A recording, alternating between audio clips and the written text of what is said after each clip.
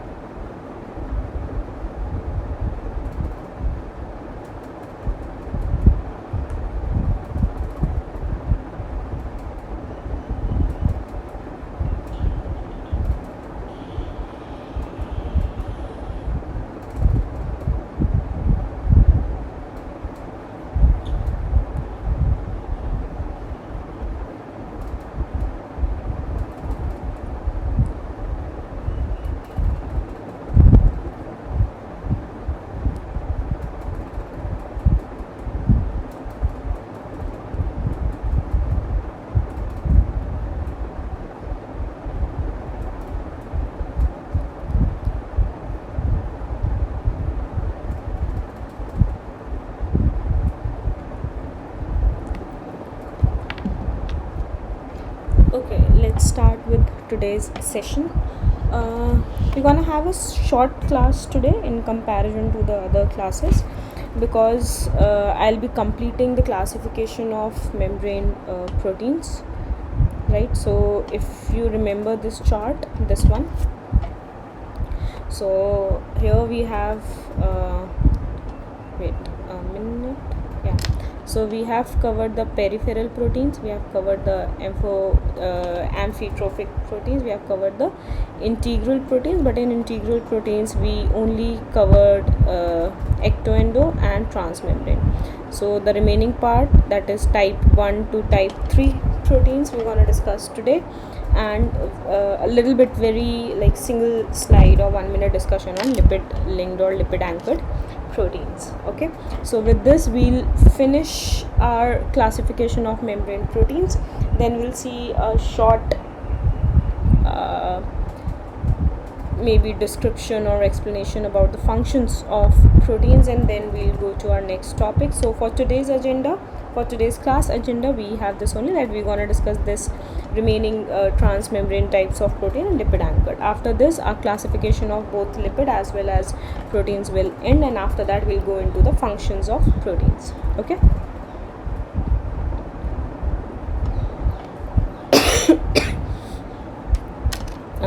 So in this particularly, we're gonna just explain a little bit about it because I don't want to complicate it much. So it's, as you know, that this is just a beginner's course, so you guys should know what are the types of proteins associated with the membrane, and after that if you want to dig deep into it, let me know and we can discuss it later in details.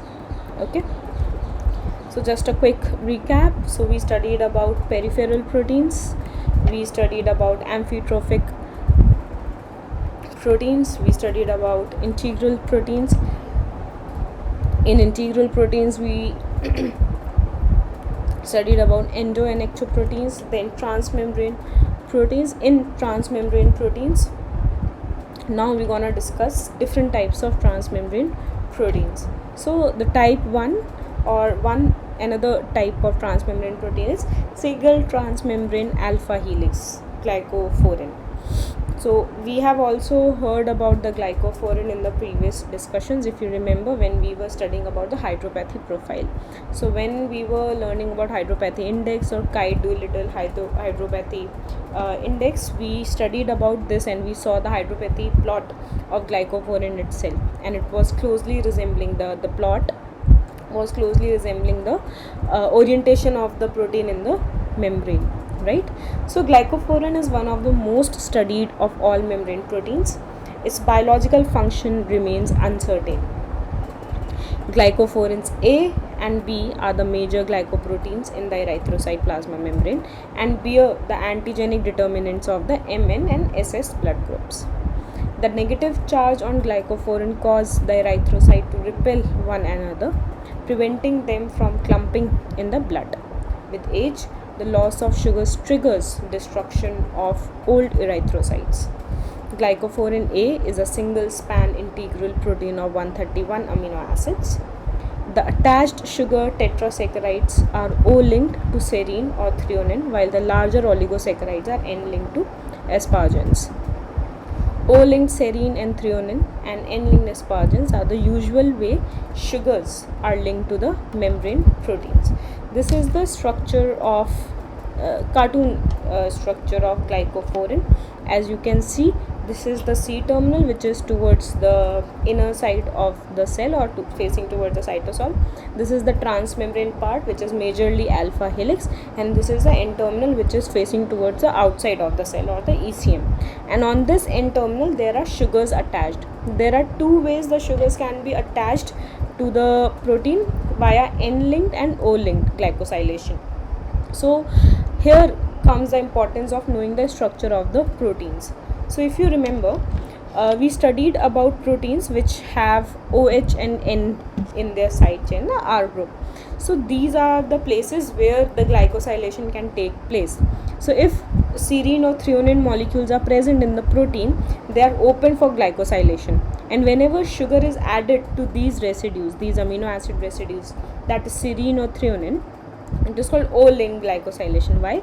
Because the glycosylation or the attachment of sugars occurs at the OH of these residues, correct? And if the glycosylation is occurring at the asparagine residue, if you remember, in the asparagine the side chain has NH, right? So there, if the glycosylation occurs, then it is called N-linked glycosylation. Maybe by the end of this class we might look at N-linked or O-linked. I have not planned for it, but if the time permits, we'll surely look into O-linked glycosylation and N-linked glycosylation. These are important modifications of the protein, post-transcriptional modifications to be specific, and they are residue specific, right? Because not all amino acids can undergo glycosylation or phosphorylation. These are specific amino acids which can go under such modifications, which makes it important to understand the function and the properties of a protein. So if we know that on the surface of a protein, if there are serine residues present, threonine residues present, asparagine residues present, then they are more susceptible to glycosylation, okay? And hence post-translational modifications will occur more oftenly on these residues itself, okay? Then type 2 transmembrane type of protein, that is multiple transmembrane span protein by alpha helices, that is bacteriorhodopsin. So this one, as you can see, in this there is single pass or one transmembrane domain or one transmembrane part is present, and it is, for example, the protein starts from here. This is, for example, it starts from here. The protein is read from N to C terminal, right?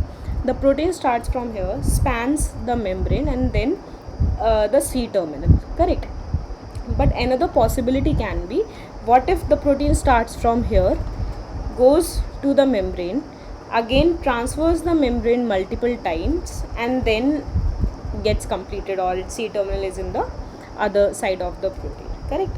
So those types of proteins are called multiple transmembrane protein, because though they are one protein, single protein, but they're traversing the membrane multiple times, okay? So protein span membranes via two major structures, alpha helices or beta barrels. Bacteriorhodopsin, a product of the salt-loving archaea Halobacterium. Under anaerobic condition, this bacteria switches its metabolism to produce enormous quantities of bacteriorhodopsin, a 7 alpha helix transmembrane protein that accumulates in two-dimensional crystalline patches known as a purple membrane.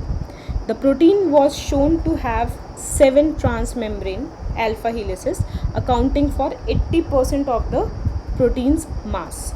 The alpha helices are connected by short extramembrane non-helical loops. You will understand better if we look at the representation and the hydropathy plot of the bacteriorhodopsin. So in the bacteriorhodopsin, if we look at the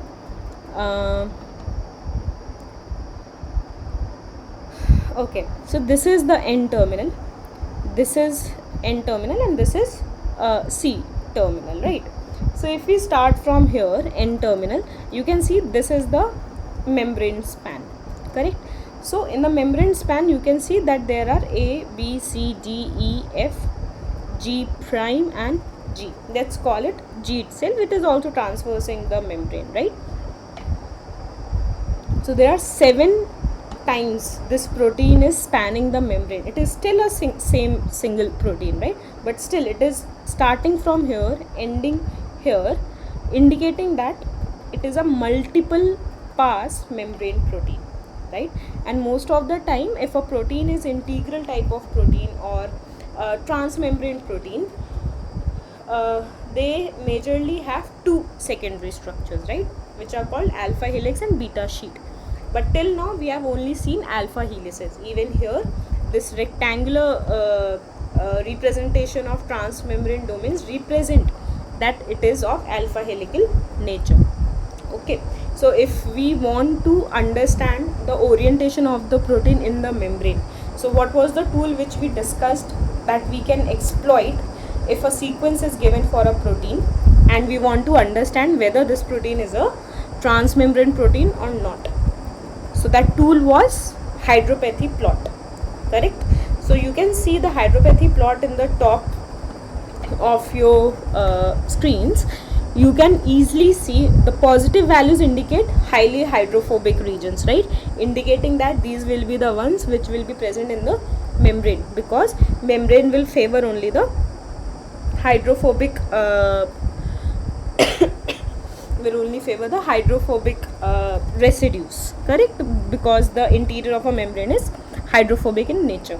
So if you can see, you can clearly see that it is starting from here, then there is a patch, one single patch, which indicates that this is a transmembrane part, then again another patch, then another patch which is of transmembranic nature, and these small negative values indicate that these are the loops which have negative Kite-Doolittle index, indicating that these are majorly hydrophilic in nature and they will not be allowed in the transmembrane part of the membrane. So this hydropathy plot is very much resembling the orientation of the protein inside the membrane. Hence, first type of transmembrane protein we studied was glycophorin, and for glycophorin we have already seen their hydropathy plot. So this was the hydropathy plot for glycophorin. So you can see that there is one major peak at positive values, indicating that this whole protein, there is one stretch which is present in the transmembrane part. On the other hand, if we look at multipass transmembrane protein, you can see that there are multiple peaks, indicating that this protein is transversing the membrane multiple times. Okay, so again emphasizing on that,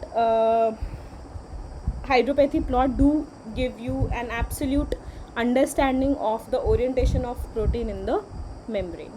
Okay, another type of transmembrane protein is multiple pass transmembrane protein, but via beta barrels. So till now we have seen the alpha helices, how a helix will be transversing the transmembrane, but another major secondary structure protein in the transmembrane proteins is beta barrel. So the second major type of transmembrane structure is the beta barrel. This structure is stabilized inside the membrane by the same hydrophobic forces that stabilizes alpha helix, integral proteins, and furthermore the protein's folding is facilitated by water soluble chaperones. Beta barrels are very common in the outer membrane of gram-negative bacteria, but are also found in the leaky outer membrane of chloroplast and mitochondria. One important point here. So what it is saying that beta barrels are more common in gram-negative bacteria, correct? I guess it is self-explanatory in nature. So very common in gram-negative bacteria, but also found in the outer membrane of chloroplast and mitochondria. So if you know and you can connect this information, you know that both of these organelles, chloroplast and mitochondria, they have their origin in prokaryotic world, right? Both mitochondria and chloroplast are said to be independent living microorganisms which at certain time period during the evolution and eukaryotic cell engulfed them, and hence they are residing there. So it is pretty evident, this is another proof that these organisms are separate, that these organisms belong to the prokaryotic world, because they have similar beta barrel proteins as in bacteria, correct? So endosymbiotic theory, this is another proof for that endosymbiotic theory. Okay, in beta barrels the transmembrane segments are comprised of only 7 to 9 amino acids compared to the 20 plus amino acids in a transmembrane alpha helix. Also, another amino acid in a beta barrel is hydrophobic, alternating with hydrophilic amino acids.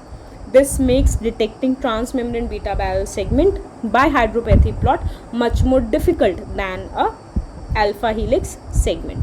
So what it is saying that, so we remember that there is around 3 to 4 nanometer membrane span is there, right? So if I go back, you remember this, right?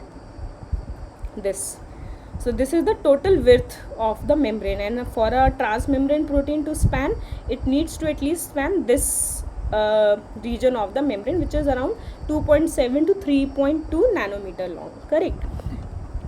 Now for this, for a alpha helix to cross this, it needs around 20 amino acid residues, but for a beta barrel to cross the same length of the membrane, it needs 7 to 9 amino acids. On the other hand, the orientation or the frequency of hydrophobic and hydrophilic amino acids in the beta barrel or in a beta sheet at the end of the day, I know it might be difficult because we haven't discussed about the secondary structures of protein. So I guess we might take one class on this itself, right? The secondary structure of proteins, maybe next, maybe in the coming class on Tuesday we'll try. So yeah, so for a beta sheet to cross the same length of the membrane, it requires only 7 to 9 amino acids. On the other hand, if the protein is forming a secondary structure via beta barrel, or it has predominantly beta barrel structure, the amino acid present in the beta barrel are alternating, that is one hydrophobic, one hydrophilic. So if we want to apply the same principle of hydropathy index or hydropathy profile, so the hydropathy profile was completely based upon if there is a continuous stretch of amino acids which are hydrophobic in nature, then we can say that the protein might be transversing the membrane, right? But if the structure has alternating hydrophobic, hydrophilic amino acids, it will be difficult to understand whether the protein will be a transmembrane protein or a normal cytosolic protein, correct? Because it won't be having a long stretch of hydrophobic amino acids. Hence, if a transmembrane protein, if you have two sequences, correct, and one sequence has a stretch of hydrophobic residues, on the other hand the other protein or the other sequence of a protein doesn't have any hydrophobic stretch of amino acids, so you can say that both of them, the first one is definitely a transmembrane protein, second may or may not be a transmembrane protein, right? It can be a transmembrane protein but of beta barrel structure, and it cannot be a transmembrane protein, it can be only of this cytosolic protein, okay? This is the structure of a beta barrel protein in the membrane. This is the inner mitochondrial this is the outer mitochondrial membrane. Don't worry about these names, I just placed it here so that you can visualize how a beta barrel protein will be present in the mitochondrial membrane, okay? Then we have lipid anchored proteins. So till now we have finished our integral membrane protein classification. So I'm sorry that I'm going back and forth, but as you can see that we have finished our integral membrane protein discussion. Now we'll go to lipid anchored or lipid linked type of protein which are present in the membrane. So lipid anchored proteins. Many of these proteins, however, are actually transmembrane proteins that have additional lipid anchors. They could be classified as either a type of integral protein or as a lipid anchored proteins. Although there are additional examples of lipid anchored anchors, the most important involve myristic acid, palmitic acid, prenylated hydrophobic acyl chains, and proteins attached through glycosyl phosphatidyl inositol or GPI's anchor. Right, so they are a type of integral membrane protein at the end of the day, but they are associated with the membrane via lipid anchors. Okay, so if we look here, for example, this is the phosphatidyl inositol type of phospholipid. So this is represented here. This is the PI. This is the membrane interior. Okay, so this PI, now it has glycosylation and then the ethanol amine is attached and then the main proteins attached with. So this is a lipid anchor. This is called GPI anchor. This is one of the most common type of lipid anchored proteins present in the membrane, and this linkage is called GPI anchored or glycosyl phosphatidyl inositol linkage. There are other linkages as I mentioned, which is like myristic acid, palmitic acid, prenylated hydrophobic acyl chains. All these are lipid anchors and they are associated with the membrane via this lipid entity itself. Okay, so we're not gonna go too much deep into this. You guys should know that there are lipid anchored proteins which are associated with the membrane via lipids, and major one being GPI, but there are other lipid anchors also, such as myristic acid, palmitic acid, and prenylated hydrophobic acyl chains, right? So here we end our discussion about the proteins, their structure, their classification. Okay, now we'll see the functions of membrane proteins, like why we studied about their classification and all. They must be having some functions, right? So the membrane proteins have major 6 functions, namely enzymatic activity, signal transduction, transport, cell recognition, intercellular joining, anchorage attachment. Okay, so in enzymatic activity, procession of metabolites and substrates for various metabolic pathways. As you can see in the representation of this, a substrate will come and it will convert into a product. So this is also performed by the membrane. So there is a saying, right, that all enzymes are proteins. Again, so the probability of having a protein embedded in the membrane and performing in its enzymatic activity is quite normal, correct? The second function is the signal transduction. So chemical messengers interact with membrane protein binding sites to send forth signals. So this is, I guess, one of the most common functions you guys might be aware of the membrane protein, right, which is signal transduction. We have receptors, we have downstream signaling. This is how the cell communicates with the stimuli, correct? So this is one of the major function of membrane proteins, that is signal transduction. Other function includes transport, that is, it can be active or passive. So what transport does is it moves molecule and other substances across the different cell membranes. So it basically establishes a communication of solutes across the membrane, because cell is an active entity, right? So it is a living entity. It is breathing, it is metabolizing, it is producing stuff, it is consuming stuff. So this communication, the exchange of solutes from outside to inside and inside to outside, is comprising under the function of a membrane protein called transport. The transport can be active or passive. So we're going to discuss more about this particular type of function of the membrane protein maybe in the coming classes. Okay, the next function is cell recognition, which is identification between cells, that is relevant for the immune system. So if you know, we are very well, I mean living beings, we all have immune system. So the basic principle of immune system is that we have the ability to distinguish between the self and the non-self, correct? So if we, even till now, if we see that we are talking about the membrane, the lipids and the proteins. Proteins are again made up of 20 amino acids, which are same in bacteria as well as eukaryotes, prokaryotes and eukaryotes, right? Then we are talking about lipids, that membrane is made up of lipids. Even these lipids are similar in prokaryotes and eukaryotes. Yet if a pathogen enters inside our body, we are able to distinguish it, right? So how can we distinguish actually between the same commodities? Because PC is also present in bacteria or a pathogen. PC is also present in our body, correct? So how our own cell, which are made up of PC, can recognize the other cell which is again made up of PC? So this is another property of a membrane protein, which helps in identifying and recognizing our own cells to that of the pathogens or the commodities which are coming from the outside. Next is the intercellular joining. So different functions such as gap or tight junctions connect neighboring cells. So obviously we know that cells come together to make tissues, right? Tissues come together to make up organs, and all the hierarchy and the complexity increases.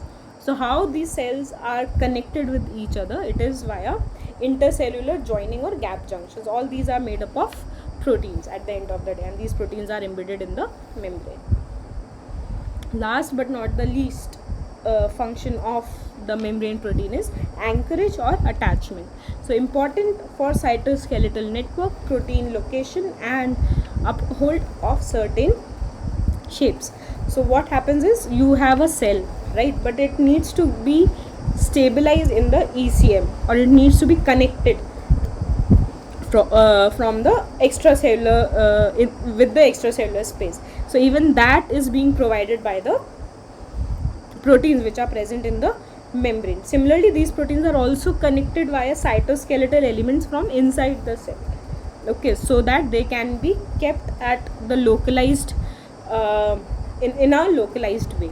Okay, to give you a brief about the functions of protein, there is a small video associated with it which actually very well explained the functions of protein. So let me play it for you guys.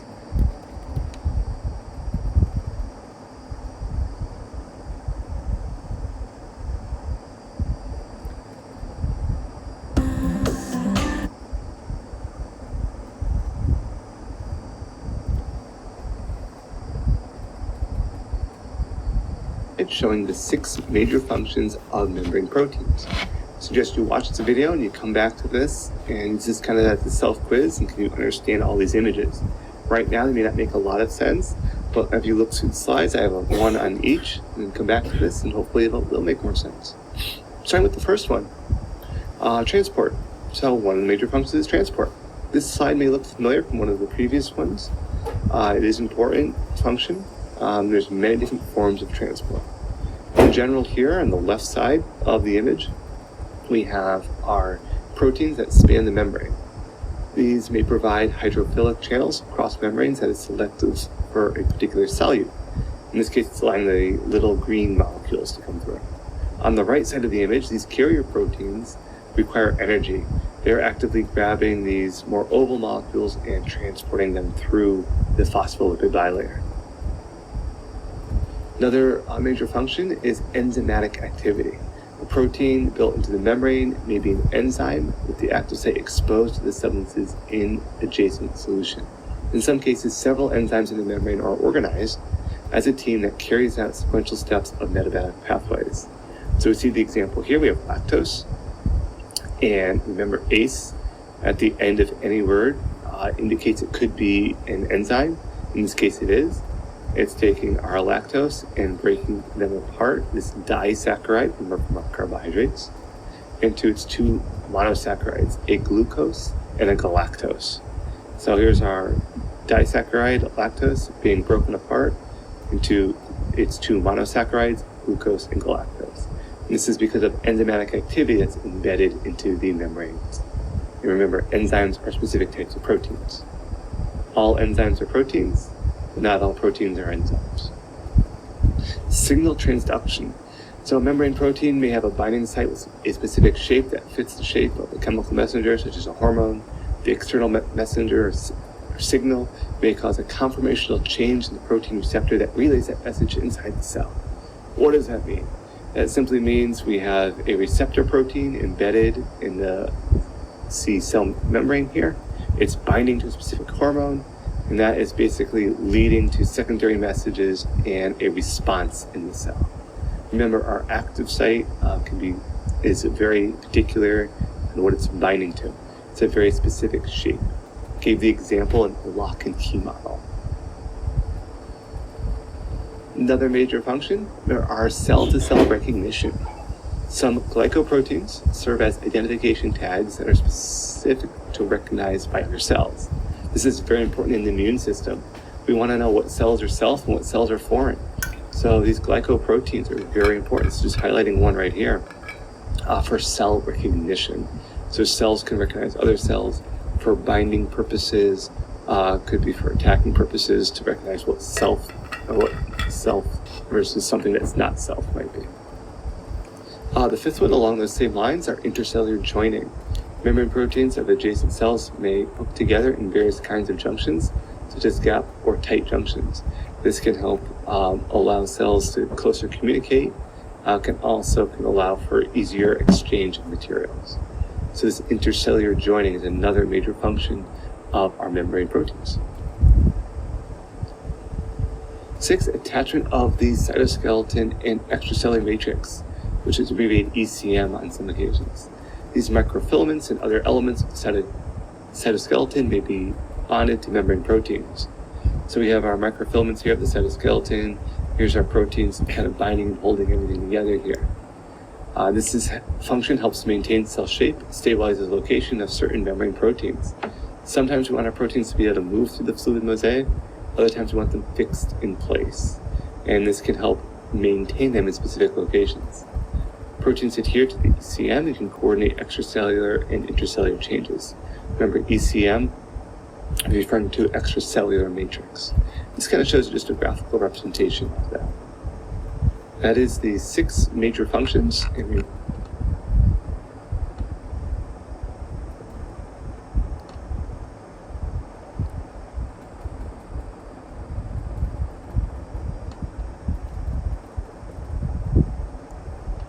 So that was a very brief description about the functions of the protein. If you guys want, we can have a dedicated class for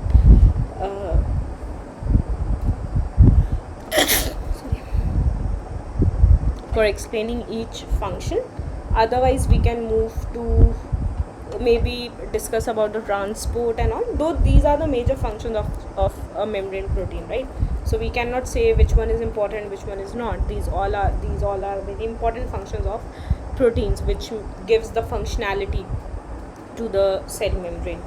Okay, so I'll see maybe in the next class I'm going to discuss the structures, that is primary, secondary, tertiary structure of a protein, or we might discuss the functions of the membrane protein in a little more detail depending upon your responses. Okay, so this is all for today. Thank you so much for your attention, and feel free to send me mail for any queries or suggestions, right? Thank you so much. Bye bye.